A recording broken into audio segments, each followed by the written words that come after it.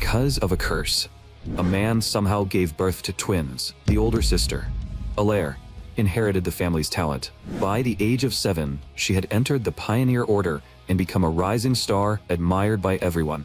But the younger brother, Azadin, inherited the curse. He was born without eyes, unable to use magic, and was treated by everyone as a monster. Yet no one expected those very flaws to become his greatest advantage. Because he had no eyes, his perception far surpassed ordinary people, giving him a vision clearer than sight itself. He could even see through people's hearts. Because he could not use magic, he turned his mana inward and transformed it into raw physical strength, enough to leap back 100 meters in a single step. And Azadin's first true appearance began with a wish a young woman made with her life. That day, the woman's husband excitedly gave her a gold coin. He also told her the legend behind it. According to the tale, it was an emperor's coin. If someone drew a triangle around it, they could summon a pioneer to grant their wish. But it was also a dangerous object. The king's church called the pioneers evil worshippers of false gods. The woman froze. If it is that dangerous, why would you give it to me? While she was still stunned, her husband stole a kiss. But that peaceful happiness did not last long. Soon, the village was struck by a once-in-a-thousand-years drought. The fields produced nothing. The villagers had no choice but to migrate. Then, a fully armed rescue squad arrived at the scene. But, without a word, they began slaughtering the people. This was the count's order. However, the count's son, Kazal, thought simple slaughter was too boring. So he came up with an even crueler method of torture. Among that couple, the husband had been cut across the waist while resisting earlier. So Kazal deliberately tied a rope above his wound. That way, gravity would keep tearing the wound open, making it worse and worse while keeping him alive. His wife could only use her small body to support him, desperately trying to stop the injury from worsening. That sight only made Kazal even more excited. He brought over a whip and lashed the woman viciously. But no matter how much pain tore through her body, the wife's arms stayed locked around her husband and never let go. Just as Kazal was about to keep tormenting her, a knight walked toward them. He was Kazal's swordsmanship instructor, Jibek. You are a noble, with the sacred king's blood. How can you do something like this? Are you not afraid of this getting out? But Kazal did not care about his teacher's warning at all. He only stopped when he finally grew tired. After that, the woman kept holding that position with all her strength until afternoon, when her husband could no longer bear it. Using the last of his strength, he opened his mouth and called weakly, "Sophia, I'm begging you, please, run away." And with that, he never moved again. His voice was faint, but in his wife's ears, it was as sharp as a blade. She shook her head desperately. Then she took out the gold coin her husband had given her. She placed it on the ground and drew a triangle around it. The pioneer will come save us. Legend said the pioneer family was a group of cursed people. To break their curse, they had to grant the wishes of contractors and collect the emperor's gold coins. Once formed, the contract would take effect within 2 days. In that moment of absolute despair, the wife became the most devout believer in the world. But the irony was that even her husband had never believed the legend. He had only told it to make her happy. Soon, the wife collapsed from dehydration and exhaustion. When she regained consciousness, it was already the next morning. Jidek had secretly come over and fed her water. He had also used a stick to support her husband's body. Once the woman woke up, Jibek immediately prepared to leave. "I cannot let the young master know I came here. Otherwise, the consequences will be more than I can bear. As for your husband, you no longer need to keep holding him like that." Jibek's words were the same as declaring the man dead, but the wife still stubbornly supported her husband and refused to let go. The sight left Jibek frozen in place, and the guilt in his heart grew even heavier. Even though he had not personally taken part in the massacre, the woman suddenly looked up. "Please tell me your name." A faint light appeared in her eyes. "When the pioneer descends, I will ask him to forgive you." In sharp contrast to the hope in her eyes, Jibek's gaze was filled only with pity. He never imagined someone would truly place their hope in such an empty, uncertain legend. Even if the pioneer really did exist, the rescue squad still had 20 soldiers. More importantly, the Count's son carried the sacred king's blood. You should know what that means, right? The king's blood possessed overwhelmingly powerful and sacred magic. Ordinary people could never defeat magic. But Jibek's words did not shake the woman at all. Her gaze only became firmer. The pioneers are mages too. They have killed bearers of sacred blood many times. They are divine beings. They can win. Jibek did not argue anymore. He simply believed the woman had been driven mad by unbearable trauma. My name is Jibek. I am a holy knight of the King's Church. I am telling you my name, not because I want to beg for mercy. If those soulless heretics truly come, I will fight them with everything I have. In Turkish, the name Jibek means executioner. And it was because of him that the demon of today came to exist. Leaving only a promise that he would return at night, he turned and walked away. The woman looked down at the spot where the coin should have been resting inside the triangle, only to find that it had vanished. The woman gritted her teeth in relief. Just 2 days. Within 2 days, they would definitely come. But the sun that day was unbearably harsh, as if it burned hotter than any day before. After returning to the rescue squad's camp, Kazel and Jibek clashed once again. Jibek believed the disaster had been caused by the climate. The villagers were innocent, and they could simply be relocated to more fertile land. But Kazel saw things completely differently. In his eyes, the land had been nurtured by the sacred king's blood. The villagers' attempt to flee was an act of disloyalty against the sacred. That was why the gods had punished them and made the sun burn even hotter. Everything he was doing now was, in his mind, saving them. Their conversation ended on bitter terms. Time passed quickly, and evening soon arrived. As promised, Jibek returned to the place where the couple had been, hoping to help the woman again. But unfortunately, he would never see her standing there and supporting her husband again. Several hours earlier, she had already died of dehydration. Jibek walked up to the two bodies. By then, nearly 2 days had passed since the woman drew the contract. Even if the pioneer did arrive as promised, nothing could be changed anymore. Jibek muttered under his breath, and an unexpected sense of disappointment rose in his heart. As a holy knight of the King's Church, he actually found himself hoping those heretics would appear and stand against Kazel. But at that moment, a strange black mist suddenly drifted up beside him. Before Jibek could react, a sharp sword was already pressed against his neck. What was this ghost-like swordsmanship? And this cold, ominous aura felt like the complete opposite of sacred magic. Jibek quickly realized the person before him might be the legendary pioneer. Are you a pioneer? Truly? After receiving confirmation, Jibek honestly gave his name and identified himself as a holy knight. The other party spoke lightly. You are probably not the petitioner, are you? If you were, that would be far too ironic. That careless tone made anger surge inside Jibek, but he gritted his teeth and forced it down. The boy who had arrived quickly scanned the surroundings and guessed that the dead woman beside them had been the true petitioner. According to the rules, if the petitioner died, the coin would become the reward of the pioneer who came. Still, he wanted to hear what had happened from Jibek. Jibek said coldly, "If you remove that sword from my neck and keep your distance, I will gladly tell you." The boy asked back, "Did you really think you could catch me so easily without an ambush?" As soon as he finished speaking, his figure flickered, and he was already 100 meters away. How is that possible? Jibek was stunned by the speed and precision of that movement. Is he a ghost? Is it magic? Are you a mage? The boy shook his head. Aside from me, every other pioneer is a mage. Just physical strength pushed beyond human limits. That display stirred Jibek's curiosity even further. What is your name? And as a pioneer, what rank are you? The boy answered honestly. I am Azadin, the 108th pioneer under the Emperor. What? The 108th? Jibek froze on the spot. Legend said there were only 108 pioneers in total, yet even the very last one possessed this kind of power. As promised, Jibek told Azadin everything that had happened to the couple. I see. How unfortunate. After hearing the story, Azadin merely clicked his tongue. Just then, an owl swooped down from the sky. The contract has been fulfilled. The coin now belongs to you. 108th Messenger Azadin.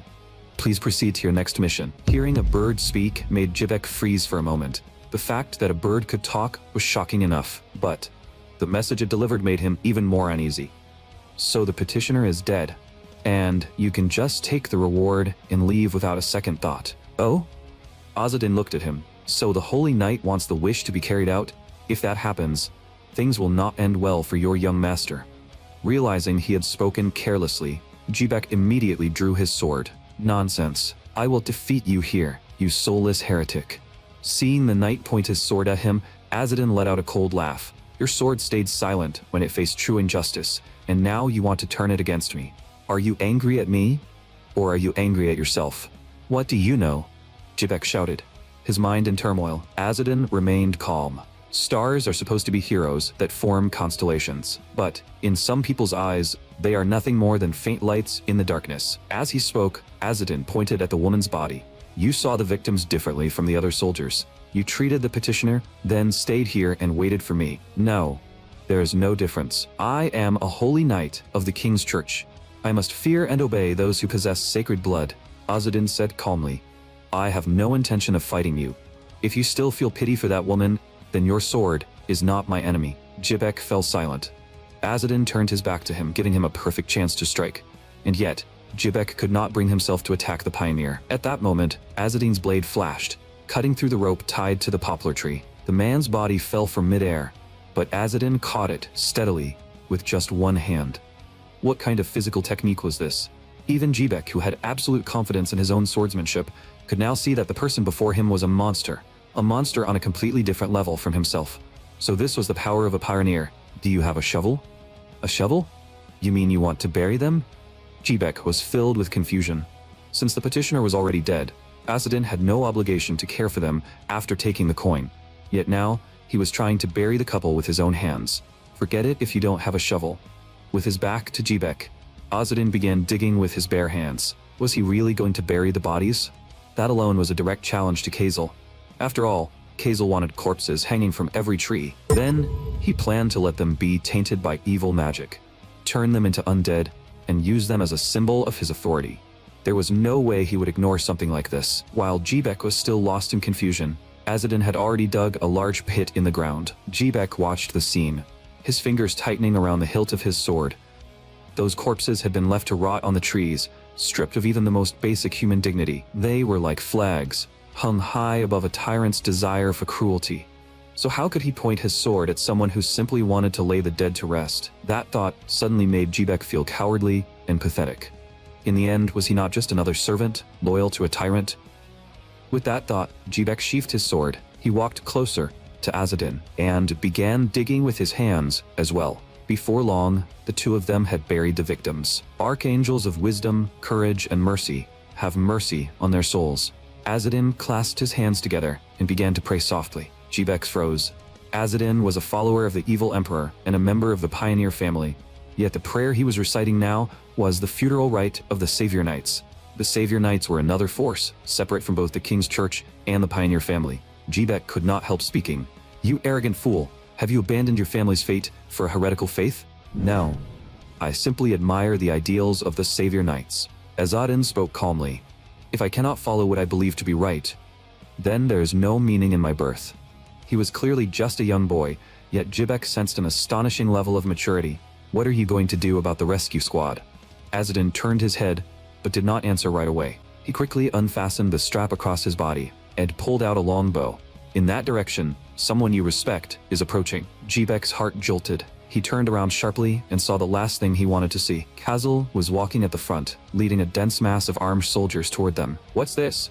Did you have a thing for that woman? You should have told me sooner. So Kazel had known everything from the start.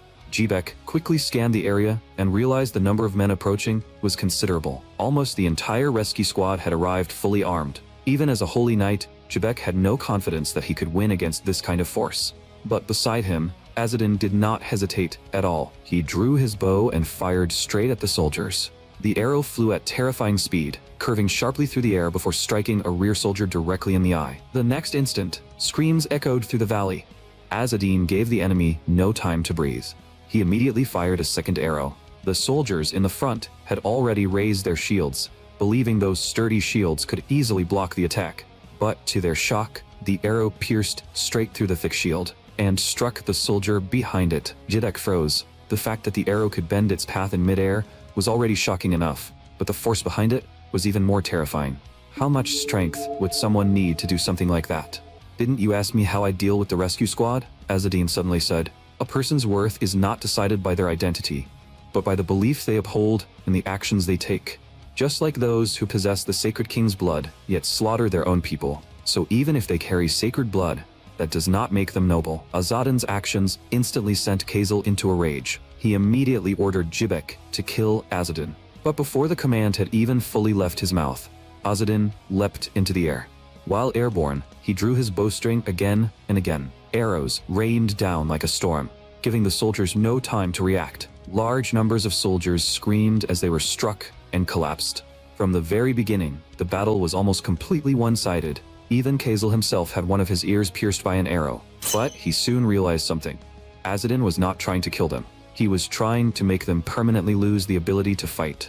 Who the hell is this guy? Kazel roared in fury. But before he could finish speaking, Azadin appeared behind him at an unbelievable speed. My name is Azadin, a pioneer under the Emperor. What? A pioneer? One of those soulless freaks? One soldier broke out in a cold sweat, clearly having heard plenty of sinister rumors about the Pioneer clan. After the battle just now, Azadin had already used up all his arrows. Kazel realized this was his chance and immediately ordered his men to attack. But before he could finish giving the order, Azadin punched him and sent him flying. What shocked Kazel even more was that even after switching to a longsword, Azadin's combat power remained terrifying. If you still have the courage, then come at me. You lunatic. The soldiers were deeply wary of Azadin, but they also understood that if they backed down, Kazel's cruelty would be just as terrifying. Amid one scream after another, almost every soldier on the scene lost the ability to fight. Some had their eyes destroyed, while others collapsed and could no longer stand. After finishing all of that, Azadin walked up to Kazel. Sorry to keep you waiting, you piece of trash who brings nothing but suffering. You bastard. I am a noble. Kazel trembled in fear, but soon he suddenly turned around and created a blinding flash of light with magic. See that? This is my magic. It proves that I possess an incomparable noble bloodline. The light was so intense that even the soldiers who had just been blinded screamed under its overwhelming brightness. But Azadin seemed completely unaffected as he swung his sword at Kazel. The strike did not hit a fatal vital point. Instead, it struck somewhere that was enough to break Kazel completely.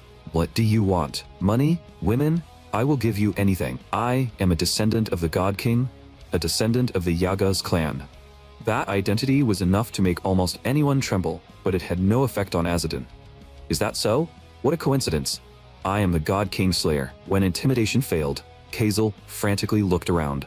At last, his gaze landed on Jibek, who was still standing nearby. What are you doing? Save me. I can't see. Perhaps the flash from earlier was still affecting Jibek's vision, because he made no move at all. I am a noble, a descendant of the God King. Why should I suffer because of a few lowly commoners? Kazel broke down and roared again. In the end, he lost his last remaining eye. The Emperor's decree had been carried out. Although Azadin had not killed anyone, she had given the criminals the punishment they deserved. But just then, the sound of a sword being drawn came from behind him. It was Jibek. He had drawn his blade. No matter how righteous your actions may be, I am a holy knight of the King's Church. I cannot simply stand by and watch. Looking at the stubborn Jibek, Azadin gave a bitter smile. A rigid holy knight. You are nothing like the other knights. You dare mock me? No, that was praise. Most of the other knights of the King's Church are devils who joined only to inherit priestly offices. The moment he finished speaking, black mist rose around Azadin once again. Wearing armor that heavy, you will never catch me. Under Jibek's shocked gaze, Azadin's figure vanished into thin air. If fate allows it, we will meet again. His voice echoed through the air. Jibek looked around, but all he saw were soldiers scattered across the ground, stripped of their ability to fight. True enough, he really did beat us senseless. Jibek laughed without even realizing it. He found that the burden in his heart seemed to have completely lifted. Meanwhile, inside Magrave Castle, a large group of village chiefs had crossed mountains and rivers just to meet Kazel's father, Count Magrave. Because their villages had gone months without rain, they had come to request an exemption from taxes. The people are displaced, and the streets are filled with corpses that have turned into undead. Under these conditions, there is no way we can gather enough tax money. Count Magrave's eyes were cold. The audacity. Today you beg for tax relief. Tomorrow, what? Food aid? The village chiefs knew Count Magrave's personality was twisted, but they had no other choice. The Count said coldly, if the blood in your bodies were as noble as mine, perhaps I would accept that suggestion. Otherwise, if you miss the deadline, I will have every last one of you hanged. The moment those words came out, the hall fell into dead silence. But unexpectedly, Count Magrave showed rare mercy today. There was one condition. They had to find that sheet of paper for him. As Count Magrave spoke, he opened his palm, and a magic book appeared out of thin air. To villagers who knew nothing about magic, this was nothing short of impossible. But Count Magrave told them not to worry. Even if they did not understand magic, as long as the wish in their hearts was strong enough, that sheet of paper would answer their call and reveal itself. If they truly found it, Count Maggrave promised not only to exempt them from taxes for 3 years, but also to provide 20,000 liters of wheat every year. With such a generous reward, the village chiefs realized that the page was anything but ordinary, so someone asked for its name, a duplicate of the God King's book. Count Maggrave's voice remained arrogant. The moment they heard that name, everyone froze. Long ago, on the continent of Hubris, there were once 8 thrones, and each throne was held by a member of the Yagas clan who possessed sacred blood. But King Azlet, through his extraordinary ability, conquered his other 7 brothers, claimed all 8 thrones for himself, and was crowned emperor. At the same time, the predecessors of the pioneers, the foreign Aragasa people, also arrived on this continent. They desperately needed land where they could settle, and the emperor needed to erase the traces left behind by the 7 great kings. So he granted those outsiders a grimoire called Song of the Yellow Bird, along with a soul known as the Voice of the Emperor. In exchange, those outsiders made a pact with the emperor and became his pioneers. From that moment on, the Aragasa clan's hands were stained with sacred blood. They became the emperor's hounds. They brought punishment down upon evil nobles who violated the emperor's laws. But that era did not last long. After the emperor's death, the empire split once again into 8 independent kingdoms. From then on, the Aragasa clan was rejected by the world and called the Soulless Ones. Yet, even though the emperor had died, the contract between them remained in effect. The Aragasa clan still had to carry out the duties of the pioneers forever. After dismissing the village chiefs, a soft rustling sound came from behind the curtain behind the count. Then, a massive snake slithered out. It slowly raised its body upright and transformed into a beautiful young woman with bronze skin. My lord, mentioning the name of the God King's book was perhaps a bit reckless. Nonsense, Count Maggrave said coldly. Are you witches not already busy searching for that book right now? Rumors will soon spread across the entire continent. Even finding 1 page before anyone else would be enough. As the count spoke, he turned and asked why the woman had come. The woman told him that Kazel had been attacked, but the count did not believe it was true. After all, Jubek had been there. Kazel should not have been defeated so easily. Their opponent was a pioneer, the woman said calmly, and the pioneers are also after the God King's book, hoping to use it to break the curse that enslaves them. Besides that, the woman also gave the count some good news. Kazel was not dead. He had only been blinded and crippled. The count clicked his tongue and said he would send soldiers to hunt down the pioneer. I understand. I will contact the commander right away. But leave this matter to someone else. As he spoke, the count revealed a sinister smile. Since my son is useless now, I'll just sire another. Meanwhile, after leaving the battlefield, Azadin had been wandering around the area for quite some time. Why boast that the contract will always take effect within 2 days? What a load of nonsense. You foolish boy, how dare you speak so rudely to the voice of the emperor? A solemn voice echoed beside him. The one speaking was none other than the spirit of the voice of the emperor. It listened to the requests of petitioners and connected them to nearby members of the pioneer family. It was an artificial spirit created by the emperor, and even centuries after the emperor's death, its spiritual power had not weakened at all. It remained as powerful as it had been in the past. That alone proved the emperor's power was almost divine. But Azadin scoffed at the idea. Honestly, the emperor died without warning and left us, his messengers, behind to be hated by the entire world. We're called God King Slayers, soulless heretics, and whatever else they come up with. And on top of that, I had to dump almost all my luggage just to make it here in 2 days. Now I'm practically dying of thirst. Azadin's words left the owl spirit unable to argue. How unfortunate. But do not worry. Your attendants will arrive soon. While the two were bickering, Azadin suddenly became alert. A ghostly blue flame was drifting slowly through the air. When Azadin approached, faces emerged from the shadows. He recognized them as the people who had been hanged from the mulberry tree at the village entrance. Among them were the couple who had made the wish. The ghosts clasped their hands together and bowed respectfully to him. Azadin nodded in return. This land lacks the light of royal virtue and the blessing of the archangels. There is no benefit in remaining here. Please go on to the afterlife. The ghosts did not respond to Azadin's words. Instead, they raised their hands together and pointed toward the village well. Azadin thought they were trying to give him water. But when he eagerly pulled the bucket up, he found there was no water inside at all. There was only sand, along with a sheet of glowing paper. Is this one of the pages from a duplicate of the God King's book, the source of the Emperor's authority?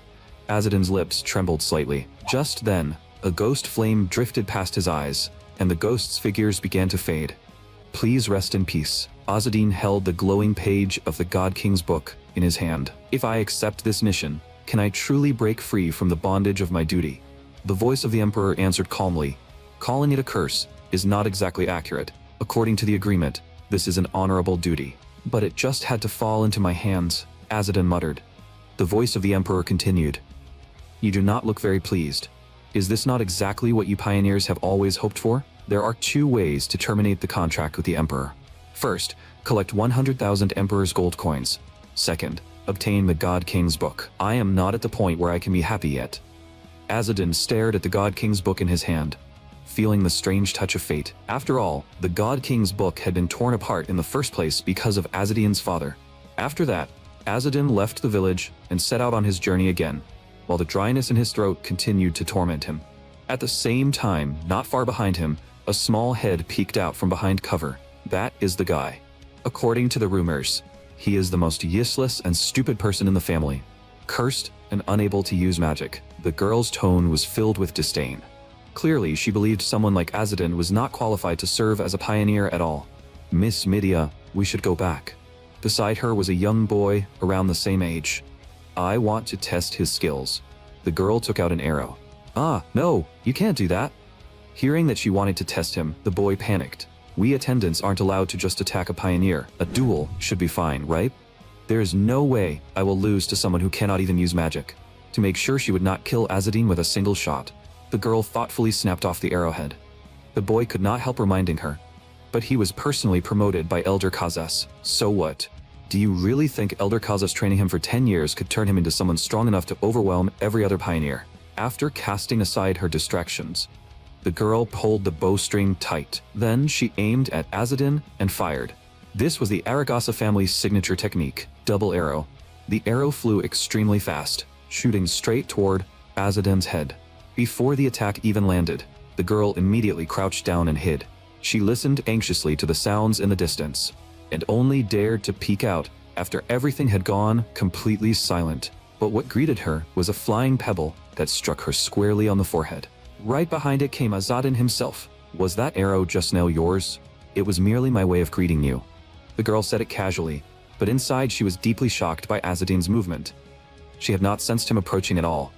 He moved like a ghost. At the same time, she noticed 2 extra arrows in Azzedine's quiver. Clearly, he had caught the arrows she fired. With no other choice, the 2 of them explained why they had come.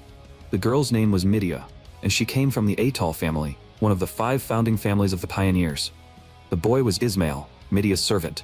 The 2 of them had been sent by the family to assist Azzedine. Assist me? By doing this? As Azzedine spoke, he threw out the arrows that had just been used to attack him. I saw that your quiver was empty, so I offered you my arrows. Is that not excellent assistance? The girl actually used that excuse to justify her attack, and Azzedine sighed helplessly. You 2 should just go home, children. Children? The moment Midia heard that word, her expression darkened. I've said it before.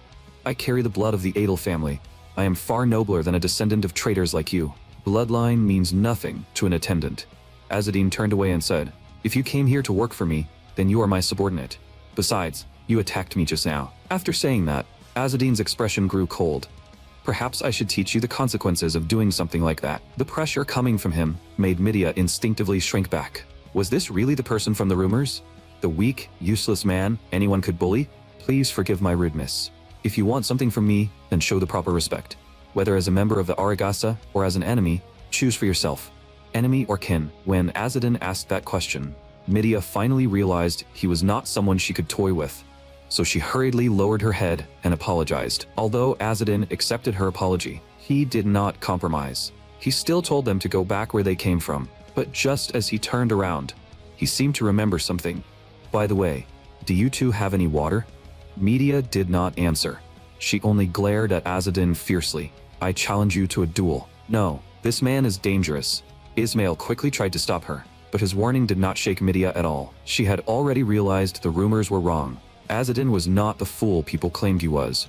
On the contrary, he seemed powerful and deeply proud. But if she did not dare to challenge him just because he was strong, would that not make her a coward? Pioneer Azzedine, I, Midia, formally challenge you for your position as pioneer. Are you serious? Azzedine looked at her. If you win, my position as pioneer is yours. But if I win, Do you understand what the consequences will be? Of course I do. My life and death will be in your hands. Everything I have will belong to you. Azzedine lowered his head. He knew his reputation within the clan was poor, but even so, there was no way he would lose to a 13-year-old girl. So Azzedine tried once again to refuse the duel, only for Midia to reject him firmly. She turned and walked backward.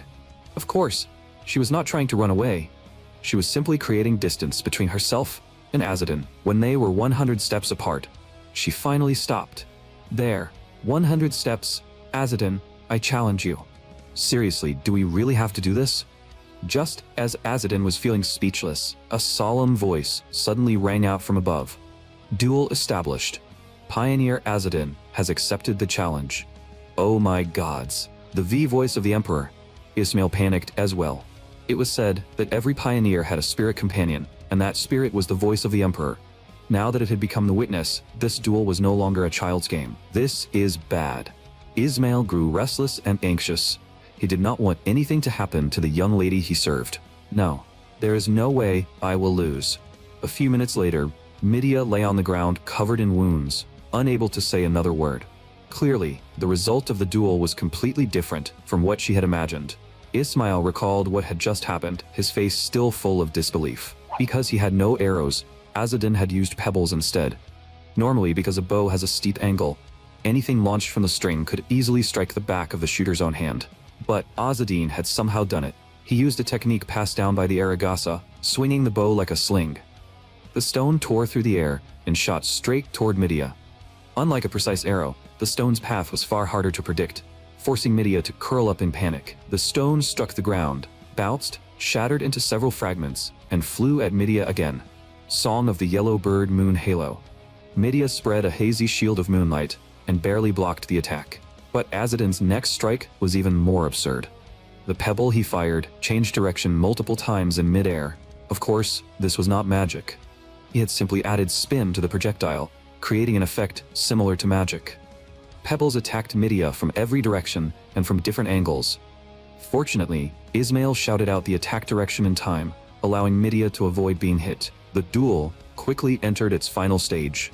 Azzedine deliberately exposed an opening, making Midia believe she had found the perfect chance. Now, her blades swept out and sliced precisely across Azzedine's abdomen. But in the next instant, his body scattered like black mist. What she had struck was only an afterimage. The real Azzedine had already appeared behind Midia. Midia tried to cast magic and counterattack. But Azzedine was clearly faster. He grabbed her wrist in one swift motion and said calmly, "It's over." The next moment, Azzedine's fist slammed into Midia's stomach. With a thunderous impact, she was set flying and crashed hard into the mountainside. Miss Midia. Ismail could no longer hold back and rushed over at once. "I will never forgive you, you low-born bastard. How dare you hurt my lady?" Ismail charged at Azzedine through gritted teeth, trying to save Midia. But at that moment, the voice of the Emperor rang out. The duel is over. Midia has failed her challenge. Her fate will now be controlled by Pioneer Azzedine. And Ismail, because you interfered in the duel, you will become Azzedine's slave together with Midia. The voice of the Emperor declared the final result on the spot. After her defeat, Midia was overwhelmed with shame. She immediately drew her blade, intending to end her own life. But with a sharp, metallic clash, the dagger was knocked from her hand. Azzedine had already expected Midia to do this after losing the duel. "Sorry, little girl. Your life belongs to me now. Without my permission, you don't even have the right to die." Midia clenched her teeth, desperately trying to calm herself down, watching her expression tighten and then force itself to relax. Azzedine could not help laughing. What an absurd little girl. Azzedine could not hold back a laugh. That should be enough of a lesson. "All right, Midia, Ismail, you are both free." "What?" Hearing that, both of them could hardly believe it. Not only that, Azzedine even planned to erase the record of this challenge. After all, you don't want to leave behind a record saying you picked a fight with a pioneer for no reason, do you? Huh? Why? Midia could not understand Azzedine's intentions at all. "A beautiful and talented girl like me is standing right in front of you, and you are just letting me go without doing anything? Beauty and talent." Azzedine scoffed. "Let's put beauty aside for now. If you had even half of Alair's talent, you wouldn't have ended up like this." Alair was Azzedine's twin sister. A long time ago, after the Emperor unexpectedly died, the Aragasa clan won the War of Succession and obtained a duplicate of the God King's book. At the time, every member of the clan believed they could use it to break their contract with the emperor. But a traitor appeared within the clan. His name was Acre. He stole the duplicate of the God King's book and tore it apart, scattering its pages across the world. Although Acre eventually died from the curse, the outcome could no longer be changed. Because of that curse, Acre somehow gave birth to twins, the older sister, Alaire, and the younger brother, Azadin. Ironically, Alaire later became the strongest pioneer of the Aragasa. As for her younger brother Azadin, he was treated as a talentless failure. After Azadin ordered the two of them to leave, he still kept following behind him. "I already told you I won't take you with me. Go home. We aren't following you. We just have something to give you." As Medea spoke, she took out an envelope. "This is a letter from the person in charge of the Sarasama region." Azadin accepted the letter. The letter scolded him for missing far too many midterm reports. It also stated that duplicates of the God King's book had recently appeared around the world, and that recovering them would count toward performance evaluation. It was all written in the letter. Looks like the other pioneers already know too. After reading the regional chief's letter, Azadin sighed. "You two know about this as well?" "We do. The duplicates of the God King's book were scattered across the world because your father betrayed the family." Ow. Medea had spoken without the slightest hesitation, and Ismail could not help stepping on her foot. "What was that for? Why did you step on me?" Medea had clearly failed to realize how serious the issue was. Forget it. Azadin helplessly realized that in the end, he still had to follow the letter's instructions and go see the regional chief. "All right. Thank you for delivering the letter. I have received it. Then may we travel with you for a while?" Medea's eyes lit up. "I can tell you what has been happening in the family lately. It's not like I own this road. Follow me if you want." After saying that, Azadin walked straight ahead. "All right." Medea immediately followed him with excitement. Azadin was now in the most remote area of the Sarasama border territory. Even if they followed the main road, there was no telling how long it would take to reach Sarasama, and this entire region seemed to have been suffering from drought for a full month. Fortunately, they discovered a small stream along the way. So, the group prepared to go over and fill their water flasks. But just then, a voice suddenly rang out from the distance. "Hey, who gave you permission to take water from our spring?" 6 men who looked like local thugs immediately surrounded them. Azadin did not want trouble, so he simply asked what they wanted. "Everything you have, of course. Kill the women and leave the men for us to play with." Relying on their numbers, the thugs approached with arrogant smiles. "Let me ask one more time. Is there really no room to talk? Why does this brat talk so much? And look at that mask on his face. What is he supposed to be, a clown?" At the leader's order, the thugs immediately launched their attack. But Azadin only crushed the pebbles in his hand, and the 3 men in front were instantly knocked to the ground. The remaining 3 were frozen by the combat power Azadin had just shown, and completely lost their will to fight. As sorry, we didn't know who we were messing with. The thugs knelt down and revealed their identities. They had been forcibly recruited by Count Magrave's son, and their mission was to search for a duplicate of the God King's book. The inland region was already falling into chaos because of the drought, and many people were close to becoming refugees or bandits. Medea thought they were making it all up, but Azadin felt they were not lying. After all, no merchants or travelers would normally pass through this road. Then, to silence them, we should just kill them. Medea offered the suggestion as if it were nothing. "Wait, I'm not the kind of person who kills people casually. If we don't kill them, even if they truly change their ways, they will still expose our route." Ismail agreed with Medea, but Azadin believed that every person only had one life, and they should be given a chance to repent. "Yes, exactly. Human lives matter. My lord is truly wise, just, and merciful." Bless your generous heart. If someone did not know better, they would think these thugs had known Azadin for years. Their flattery was already polished to perfection. Azadin looked at them and grinned. The next second, he punched the thug leader. "Still, each of you needs to walk away with a permanent reminder. Don't move. Otherwise, it won't just be your eyeball flying out, it'll be your whole face." When the remaining 2 thugs heard that, they froze completely. Don't joke like that. I already told you. Don't move. It's only one eye." A piercing scream exploded through the forest. Dozens of minutes later, Azadin released the thugs as promised. "You bastard. I'll curse you till the day you die." The one-eyed thugs seemed to have completely forgotten their earlier flattery and were now cursing him at the top of their lungs. But at that moment, a massive hand suddenly appeared. That hand crushed one of them to death in an instant. The one who appeared was a huge troll.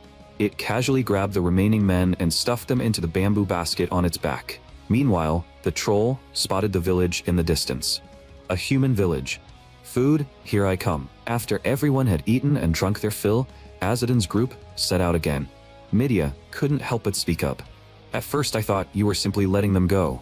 But after seeing what you did, I think it was actually a good move. Azadin said calmly, people who bully the weak and steal from others can only understand that feeling once they become weak themselves.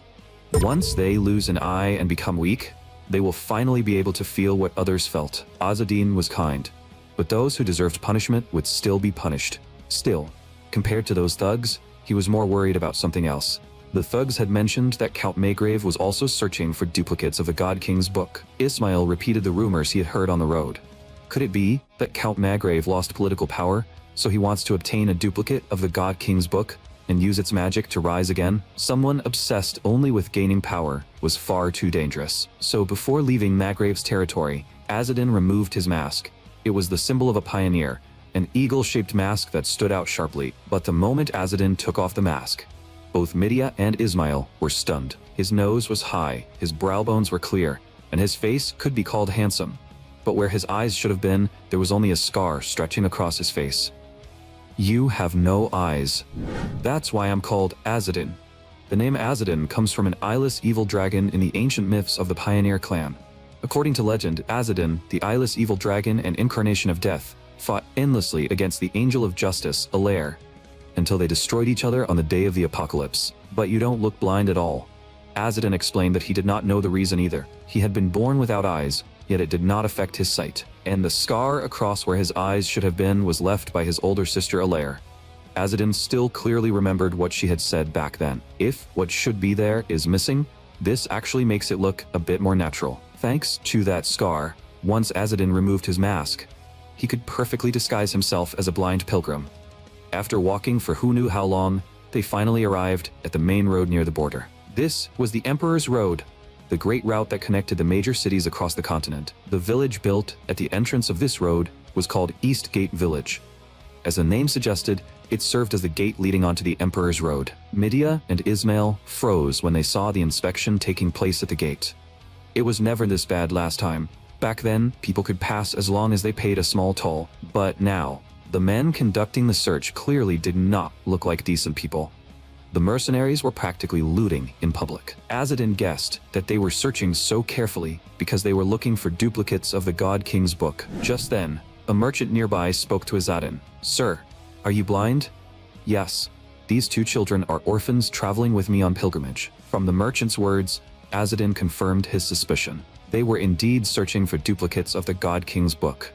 Anyone who found one would receive a massive reward. This was going to be troublesome.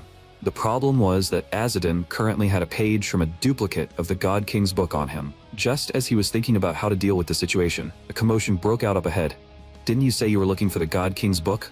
Then why are you taking my money? Get lost. No one knows what form a grimoire might take. Maybe it's a grimoire shaped like money. We'll take it for a careful inspection. If we confirm it's not the God King's book, we'll return it to you. The mercenaries made it sound reasonable, but there was no way they would actually return what they had stolen. The man's daughter also stepped forward to stop them, but the mercenaries did not care at all. Those damn bastards. What should we do? Fight them? Wait, let's see what happens first. Azadin stopped the two of them. He had noticed a messenger walking into the middle of the mercenaries. The messenger seemed to exchange a few words with them, and the mercenaries' faces changed at once. They began packing up their weapons and stolen goods. That's enough for today. They only allowed the people who had already been searched to pass. Everyone else was ordered to stay in the lodgings outside the gate. After that, the mercenaries entered the gate and shut it behind them. What's going on? The merchant frowned in anger. I heard they found a troll nearby. Azadin told the merchant quietly, my hearing is sharp. I clearly heard what they said just now. What? The merchants and travelers left outside the gate were all terrified when they heard that. They pounded on the gate with all their strength, but the soldiers inside ignored them completely. Inside the city, a white-haired man sat in a carriage. He was Count Magrave's illegitimate son, Tarki. After hearing that a troll was coming, he immediately prepared to abandon the city and flee with his soldiers. After all, a troll was already hard enough to deal with, and this one had goblin troops with it. Tarki had no reason to waste his private soldiers fighting here. There was no helping it. they would retreat with the spoils. Just then, someone suddenly called out to Tarki. It was the acting village chief, asking how this situation was supposed to be handled. Tarki did not take it seriously at all. Obviously you repel them. You've received enough training. You should be able to handle this. I leave this place entirely in your hands. After saying that, he fled in his carriage. But the militia led by the acting village chief had only received a single day of training. Sending them out like this was no different from sending sheep to the slaughter. The ground seemed to be trembling. Just as the sun was about to set, the acting village chief disobeyed orders and opened the gate. He knew very well that the militia, made up mostly of aging middle-aged men, could never defend the village on their own. So he decided to let the merchants and women enter the city to help with the defense, while the young and strong stayed in the village, and the elderly, the weak, the women, and the children went to take shelter. Because of this arrangement, Azadin's group followed the evacuation line. Since they were disguised as a blind man and 2 children, the villagers treated them especially kindly, even giving them the only lantern they had. Azadin understood the village chief's intention. He was not trying to drive these people away. He was trying to protect them, because the situation inside the city was actually far more dangerous than outside. As he said this, Azadin seemed to think of something and stopped. Then, this is where we part ways. As soon as he finished speaking, black mist wrapped around Azadin's body. A few seconds later, he completely vanished. On the other side, the troll had arrived before the city with a swarm of goblins. Their dense formation alone was enough to make people shudder. But the most troublesome enemy was still the troll, leading them. It stood over 5 meters tall, a terrifying height. After killing its way down several branching roads, the troll had already captured several humans. You all mine. Food for Gordo. As it spoke, the troll raised its right leg and slammed it hard into the ground. The city wall instantly shook violently. Fire arrows, the acting village chief ordered. The archers immediately began shooting, but almost every goblin carried a shield, so the attack was not very effective. Then the troll at the front grabbed a massive boulder. It hurled the stone straight at the city gate. The terrifying impact nearly smashed the gate open on the spot. Seeing the humans fall completely into a disadvantage, some villagers began to waver. Should I run? If I run now, maybe I can still survive. At that moment, a goblin mage, hiding nearby, raised a specially made staff. The God King's book? The God King's book is mine. As soon as those words fell, a man wearing a hawk mask suddenly appeared and kicked the goblin mage over. Not only that, when the villagers were attacked by the troll, he also saved 2 of them in passing. The one who had arrived was Azadin. I will help you defend the gate. Who are you? The acting village chief was stunned by Azadin's movement. Just a passing pioneer of the emperor. As Azadin said this, he removed the bow frame from his waist and began stringing it. A pioneer of the emperor? A pioneer? While everyone was still confused, Azadin had already leapt down from the city wall. He reached out, grabbed an arrow, and fired it. The arrow split into 2 in midair. The next second, both arrows pierced through the troll's eyes at the same time, and the troll screamed as it fell backward. In a frenzy, the troll swung the obsidian axe in its hand wildly, but after losing both eyes, it could barely even walk straight. Azadin seized the chance and jumped onto the troll's head, then began clearing out the remaining goblins. As so strong, the battle turned around in an instant, and the strongest troll had already lost its ability to fight. Just then, the basket it used to carry its spoils suddenly tipped over, and the humans inside struggled to crawl out. Azadin noticed that the same group of thugs from earlier was among them. At that moment, the goblin mage struggled back to its feet. Its arm began to mutate in a grotesque way. The God King's book is mine. I will become the king of all races. Blood-red chunks of flesh burst out of the goblin's body like ropes. Sharp teeth sprouted from those chunks of flesh and began tearing apart everything they touched. Azadin clicked his tongue as he watched the bizarre scene unfold. The Kurt gods, the kin of teeth. The Kurt gods were savage deities that had existed on this land before the Yagas ever arrived, and many magical beasts once served them. The monster continued devouring the corpses nearby. Then the goblin's head emerged from inside the mass of flesh. Come, hounds of Yagas. Hand over the God King's book. The goblin mage raised its staff, and in the next instant, a beam of light shot toward Azadin. The light directly illuminated the duplicate of the God King's book hidden on Azadin. But before the goblin could say anything more, Azadin's arrow had already grazed past its head. What was that light just now? It seemed to point toward the God King's book. Are they searching for it too? Azadin felt a strange sense of doubt. While thinking, he dodged the monster's attacks. Then Azadin picked up a rusty goblin sword from the ground and charged straight in. With a flash of steel, he cut through the tooth-covered flesh. The teeth growing from the flesh were huge, but their roots were shallow, making them surprisingly fragile. Arrogant fool. I am the King of Teeth. No, you're nothing but a pathetic minion created by the King of Teeth. Azadin calmly corrected the goblin. The two sides clashed again, immediately. At the same time, the sword in Azadin's hand began to smoke. The powerful digestive fluid secreted by the monster's tentacles was corroding the blade. Azadin had no choice but to throw the sword away. This fight had already caused him far too much trouble, yet it offered him nothing in return. But with those deadly tooth-covered tentacles attacking him, he had no time to mourn the loss of a weapon. The villagers watching from nearby began to panic. Fire arrows! We have to find a way to help that pioneer, the acting village chief shouted. But if the king's church finds out we helped the pioneer clan, that's a serious crime. Even though it was a grave offense, the acting village chief scoffed at the idea. Those damned people from the king's church already abandoned us. Who's going to punish us now? We are just trying to attack the monster. After the monster is taken down, we can worry about arresting the pioneer clan later. That works. Yeah, exactly. The villagers raised their bows together and began firing. Azadin looked at the arrows flying over his head and gave a bitter smile. Compared to the arrows he fired, these were painfully weak. If only they would give those arrows to him instead. Still, at least while fighting the monster, the villagers were treating Azadin as one of their own, and that satisfied him well enough. So Azadin picked up a sharp tooth that resembled a shark's fang. He turned sideways and hurled it with a sharp swing of his arm. The fang tore through the air, ripped apart a tentacle, and then drove deep into the monster's body. The sudden pain made the monster thrash violently. Good. Looks like this works. Azadin continued picking up the teeth he had cut off earlier with the sword. He threw them out in rapid succession, and the sharp fangs flew into the monster, piercing it full of holes. Unable to endure the pain, the goblin's head emerged from inside the monster again. You bastard. I was about to become the King of Teeth. Why are you stopping me? Unfortunately for you, I am the God King Slayer, Azadin answered. As soon as he finished speaking, he threw another sharp tooth. The fang instantly split the goblin's head in two. Right after that, the monster's massive body began to collapse. Azadin carefully avoided the chunks of flesh on the ground and picked up the fallen magic staff. But at that moment, a villager's voice came from behind him. Soulless heretic. The villagers were glaring at Azadin, and some had even drawn their bowstrings. How rude. Once a bowstring is drawn, it can easily misfire. Among the crowd, some people were clearly grateful for Azadin's help, and some were willing to welcome him, but others were suspicious. What are you really after? Why did you help us destroy those monsters? Don't tell me you brought those monsters here yourself.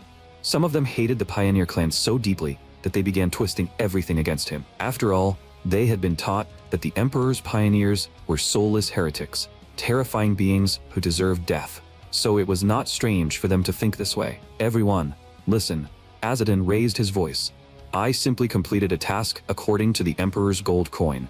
Because someone used an Emperor's gold coin to make a wish for all of you. Who was it? Don't tell me that person is among us. I have no obligation to tell you, and no right to reveal it. Azadin ignored the panicked crowd. Now, may I pass? Or are you going to fight me in the name of the King's Church doctrine? Don't insult our faith. The villagers talked tough, but not a single one of them dared to actually fire. Then, I'll be going. Azadin climbed onto the wall with ease, then grabbed a handful of arrows from the quiver. Taking a few arrows shouldn't be a problem, right? No one is allowed to attack. The acting village chief immediately stopped everyone, then lowered his voice and whispered, Thank you. How foolish. Saying something like that could get you executed. Azadin said this, and jumped down from the wall and entered the gate. The gold coin? Impressive. You really can lie without even blinking. The voice of the Emperor rang in Azadin's ear. Don't you think they went too far? You helped them drive off the monsters, and that's how they treated you. Everyone has moments of weakness, Azadin said calmly. In any case, they treated me decently when they thought I was a blind man. That's enough for me. They deserve to be treated kindly too. After saying that, Azadin quickened his pace. Still, I'm exhausted, and after all that work, I didn't even get a single gold coin. After running along the road for about half an hour, Azadin soon saw Midia and Ismail. To wait for him, the two had deliberately separated from the evacuation group. What? You defeated one of the Kurt gods? After Azadin told them what had happened, both of them were stunned. But Ismail quickly lowered his head. You spent all that effort for nothing and didn't even receive a single coin. Azzedine told him that helping people in need was a good thing. Without ideals like that, life would become painfully dull. As he spoke, Azzedine suddenly took out a staff. By the way, Midia, do you know what this is? Is it a magic staff? Midia accepted the ancient staff Azzedine handed her. It was something Azzedine had seized from the Kurt god. He was too tired right now and needed to focus to appraise it properly. Ah, right. As Midia spoke, her eyes suddenly widened. Are you entrusting this to me because you have accepted me as your attendant?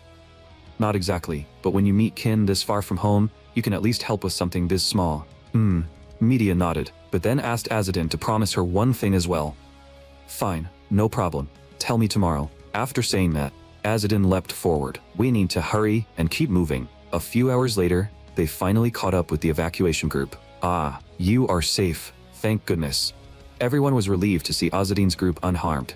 After catching up, Azzedine told them that his hearing was sharp and that he had heard cheers of victory coming from the village, so they could turn back now. The refugees were half convinced and half doubtful.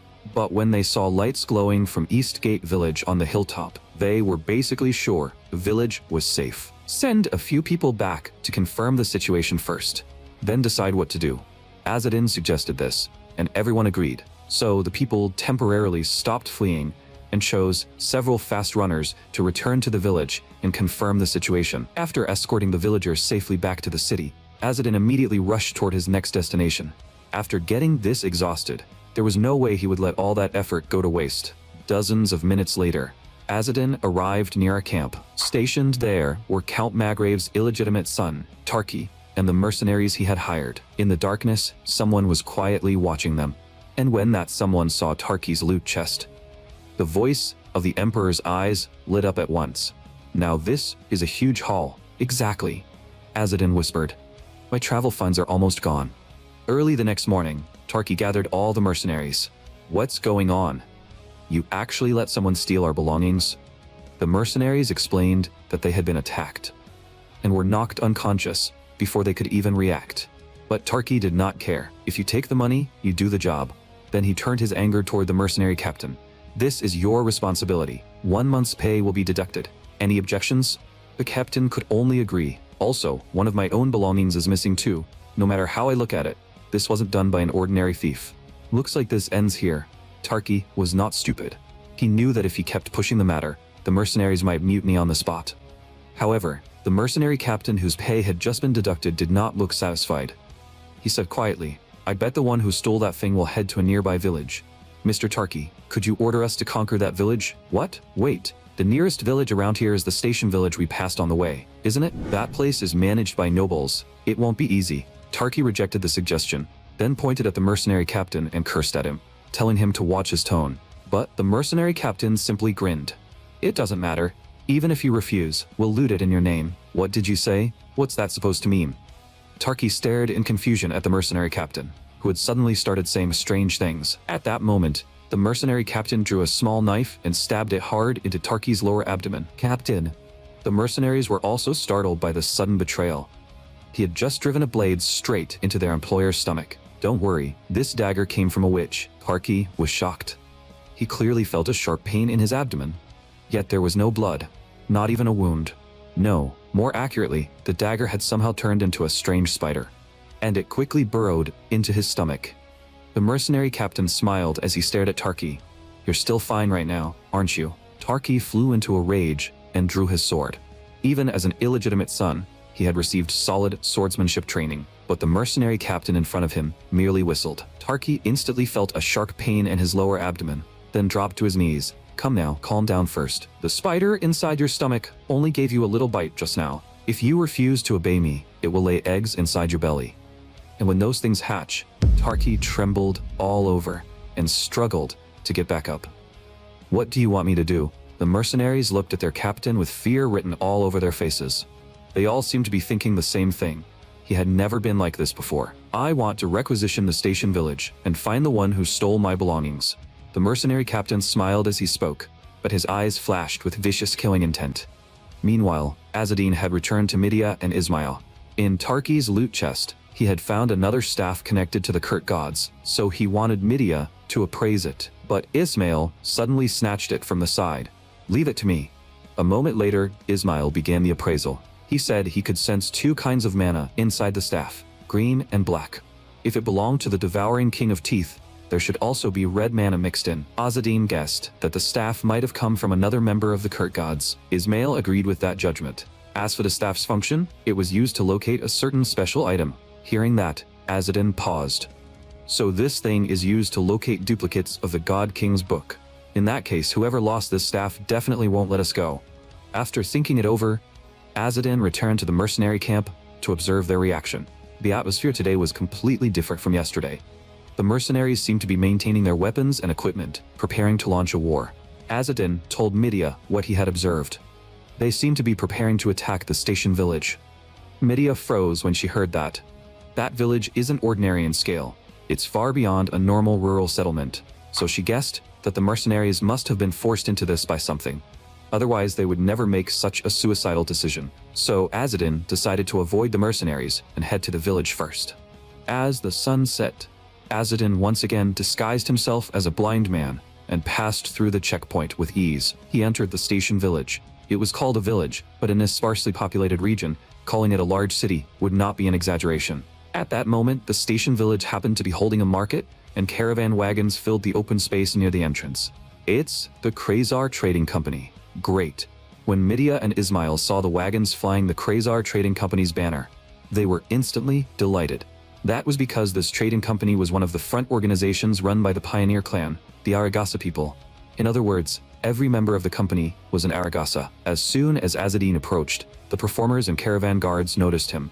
One by one, they revealed malicious smiles. "Well, if it isn't the famous 108th pioneer, Lord Azzedine. You've only been a pioneer for 3 months, and you already have 2 attendants? Quite impressive." Azzedine sighed. It was always like this. In the eyes of the pioneer clan, Azzedine was the son of the traitor Akre, someone who could never be forgiven. "We're still kin, at least. Shoe my goat for me. You can manage that much, right?" "Of course, we wouldn't dare disobey your command." Azzedine turned and handed the valuables he had stolen from the mercenaries to another person. "Exchange these for money too. Also, if you have any blue steel arrowheads, could you get me some?" Well, you brought some nice things with you. Where did you steal them from?" Azzedine could hear the mockery in their voices. But he was already used to it. Even worse, when Azzedine said he wanted to take a bath and change clothes, someone from the caravan actually tossed him a dress. "Can you stop with these childish pranks? I really don't want to fight you." Azzedine sighed and handed the clothes back. "What did you just say? You want to fight us? Are you trying to get yourself killed? If you hadn't gotten lucky and become a pioneer, you would be no better than us." As it turned out, the members of the Krasar Trading Company were all training peers from Azzedine's cohort. Just then, a voice suddenly rang out. "If you're really that upset, then challenge him to a duel." The one who spoke was Midia. "A duel? Are you crazy, little girl? That guy can't even take one punch from me."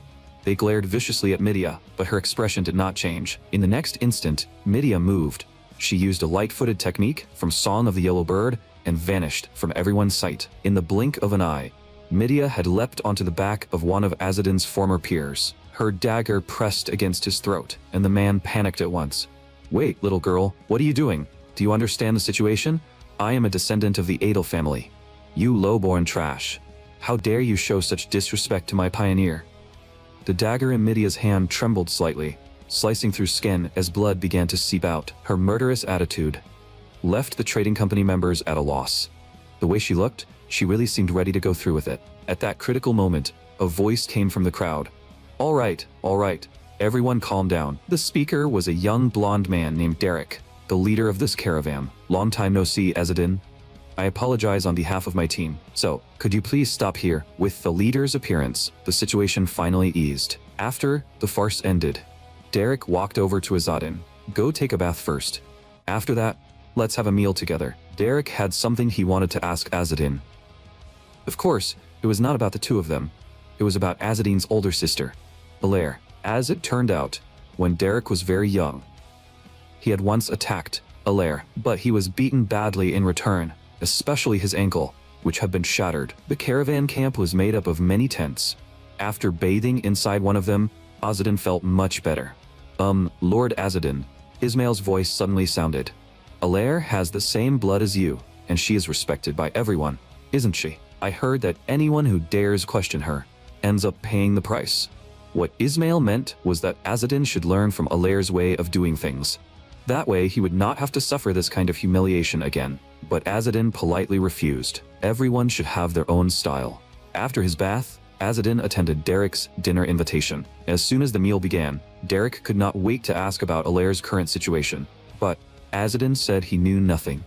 You don't even care about your own sister? With her abilities, she isn't exactly someone I need to worry about, is she? As Azadin spoke, he reached for an apple, but Derek moved the plate away before he could take one. Your subordinate attacked members of the trading company, right? You knew they were from the Sabin family, and you still dared to touch them. Azadin did not answer. Instead, he took out the staff he had seized from the Kurt gods. I recently took down a group of trolls and goblins and obtained this. Do you know what it is? Derek nodded. The regional chief has been looking for you because of that.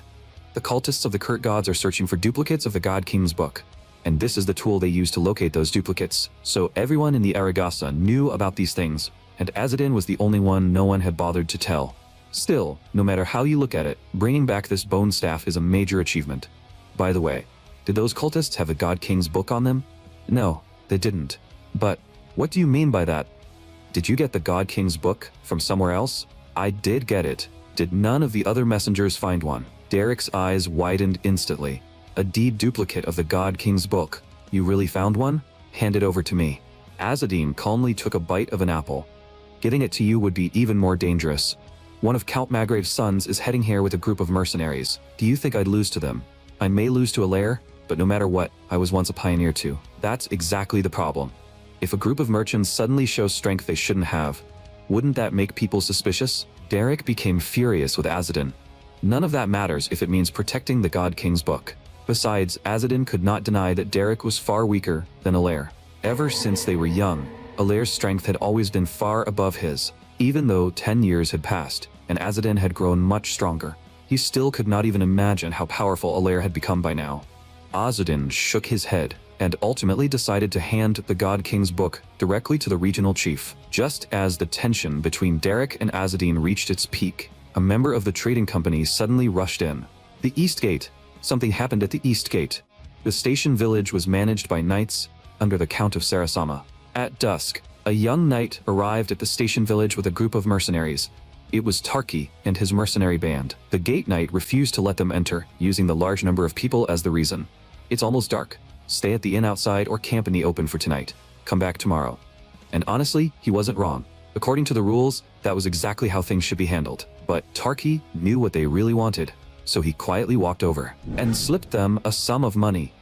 Just a small token. Please accept it. Haha. Sir Tarki, this does put us in a difficult position. The date knight laughed as he accepted the bribe. But just as he was about to let them through, a sharp sword suddenly pierced through his head. The one who attacked was the mercenary captain. Immediately after that, the other gate guards were quickly dealt with as well. Tarki was shocked by what he saw. I never told you to kill him. You openly attacked a checkpoint?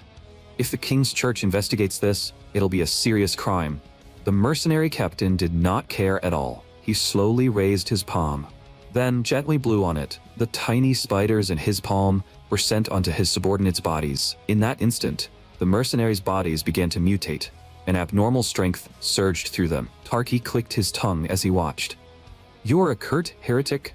You only realize that now? How sharp of you. The mercenary captain smiled. Let's cooperate. It'll benefit both of us. After saying that, he whistled. Pain tore through Tarki's abdomen again. He had no choice at all. The mercenary captain ordered 2 of his men to guard the city gate and allow no one in or out. The rest entered the village to search for the thief. However, the order forbidding anyone from entering or leaving soon caused a major commotion. A hot-blooded young man insisted on leaving the city right away and completely ignored the mercenaries' warning. After saying, "You have no right to stop me," he tried to force his way through. But at that moment, one of the mercenaries reached out and grabbed his head with one hand. Then, he lifted the young man high into the air. That was not the strength a normal human should have. The mercenaries' faces were blank, and their eyes glowed with an eerie green light. I'm hungry. As those words left his mouth, his jaws split open in a grotesque way. Just as he was about to devour the young man, an arrow suddenly flew in and pierced straight through his mouth. A moment later, Azadin descended from above and drove a spear directly through the mercenary's head. When he saw countless tiny spiders crawling out of the wound, Azadin immediately realized these men were followers of Atra, the spider queen of the Kurt gods.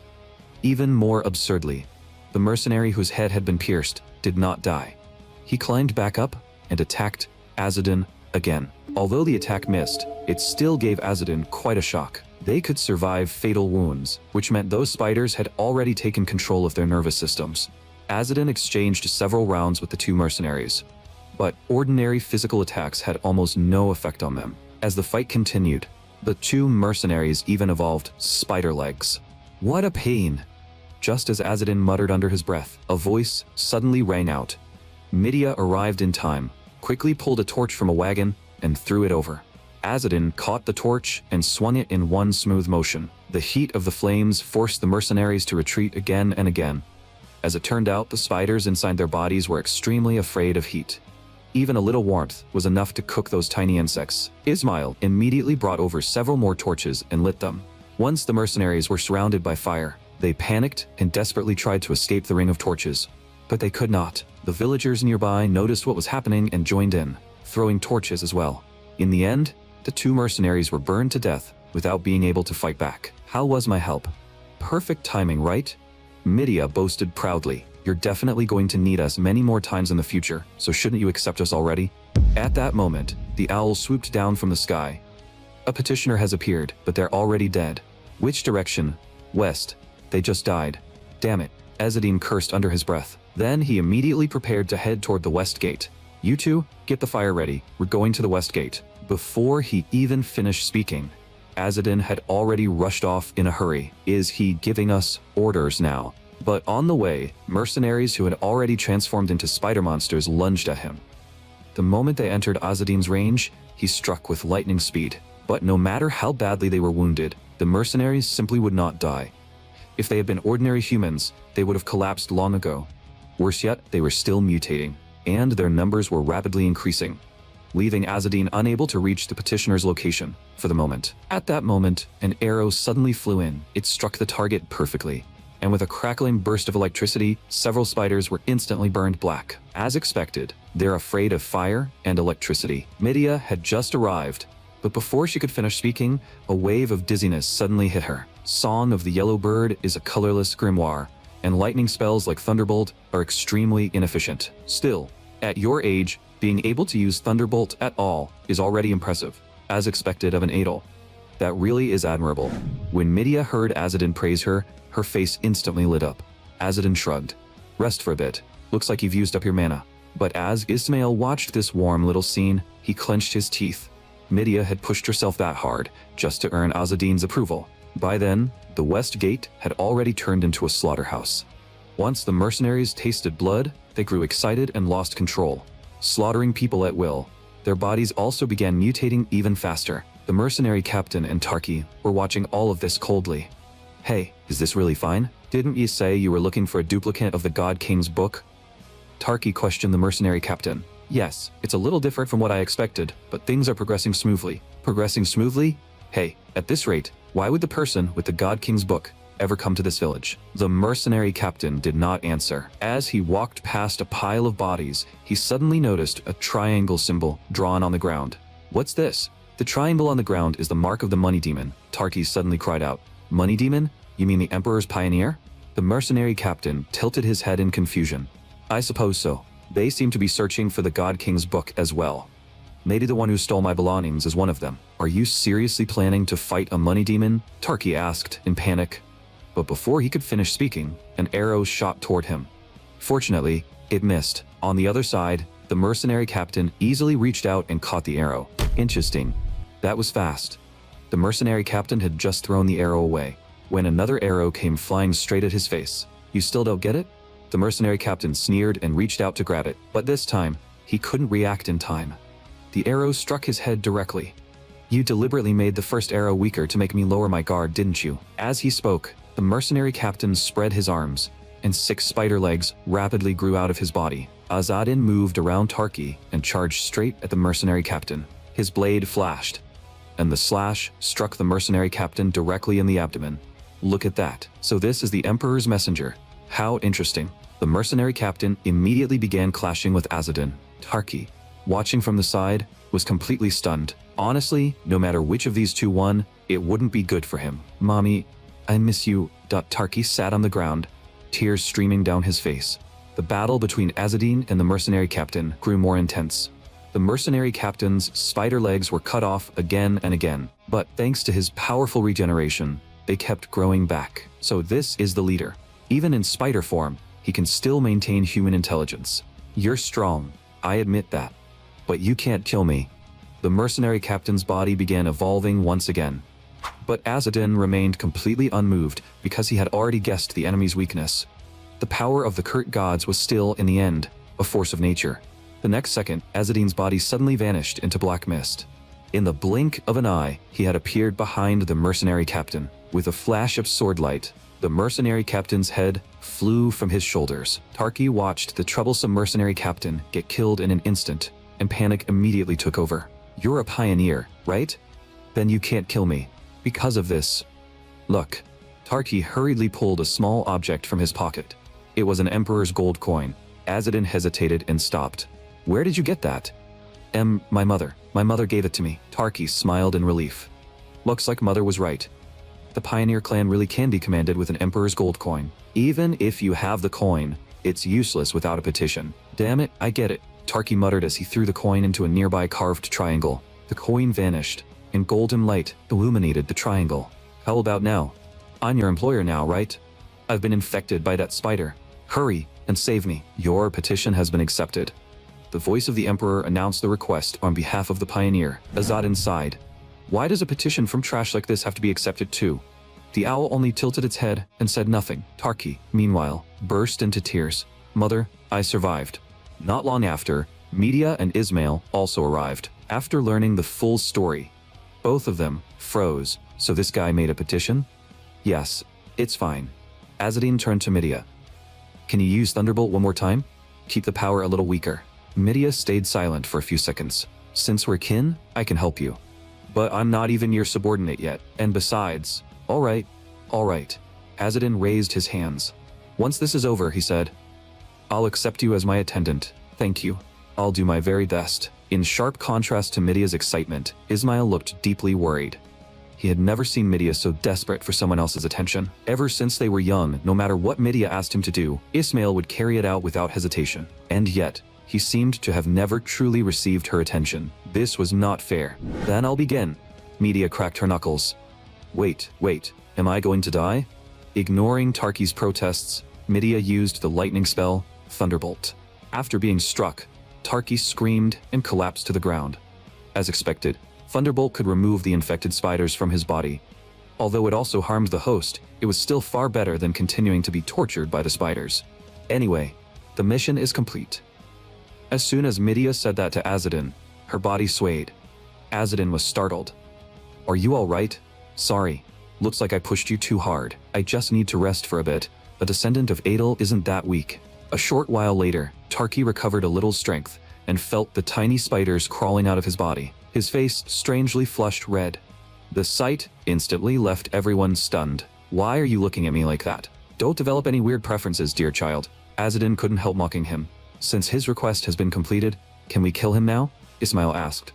The closeness between Media and Azadin clearly irritated him. What did you just say? Tarki was shocked, but Azadin stopped him. Ismail, don't talk nonsense. Once the Emperor accepts someone's petition, it means they're an individual worth protecting. Even after completing the petition, we must treat the petitioner sincerely. Besides, the voice of the Emperor still needs to draw spiritual energy from the petitioner. Ismail was helpless. Then can we leave now? Azadin lowered his head. In truth, he still wanted to clean out all the spider mercenaries in the city, but he was also afraid these two kids would keep nagging him endlessly. Fortunately, at that moment, hurried footsteps suddenly came from outside the city. We're from the King's Church. Everyone looked up and saw a group of people rushing toward them. Good. We can leave the spider mercenaries to them. Let's go. But just as Azadin's group was about to leave, Tarki suddenly called out to them. Wait, take me with you. If the King's Church investigates me, I'm finished. At least take me somewhere without holy knights. You said that even after completing the mission, you would treat the petitioner sincerely, right? Azzedine remained silent for a long time. In the end, he had no choice but to take Tarki with them. After that, Azzedine's group escaped the station village through the west gate. After traveling for a long time, they decided to stay overnight at a farmer's house. Tarki was dressed like a knight, so the farmers recognized him at once and froze in fear. "We need a place to stay. Hurry and take us." Before Tarki could finish speaking, Midia and Ismail covered his mouth. "We would simply like to borrow a place on your farm to stay overnight during our journey." As Azzedine spoke, he handed the farmer a silver coin. "A barn or storage shed will be enough." The farmer gladly accepted. "Why did you stop me? These colonists are basically just lazy insects." Azzedine didn't argue. He simply pushed open the barn door. "You're right. But someone as noble as you is staying with us now, aren't you?" "Fine, I can't argue with you." Tarki gave up and walked into the barn with them. "You should think carefully before you speak, dear child. I have a name. It's Tarki." "I know, dear child." The barn was large, so they decided to keep the goats on the first floor and rest on the second. "Ugh, what if there are lice here? Would that be worse than having spiders in your stomach?" Azzedine mocked him. "Either way, there is absolutely no way I can sleep in a place like this." But before even a few minutes had passed, Tarki's snoring filled the barn. "What kind of people are the king's church? People seem afraid of them, but also happy when they arrive." Midia suddenly asked Azzedine this question. "They're holy knights who uphold the laws of the 8 kings, study white magic, and protect the people. That's why most people welcome them." As Azzedine spoke, he turned to look at Tarki. "But in reality, they're filled with immoral scoundrels. They steal far more than they protect." "Like this guy?" Midia froze.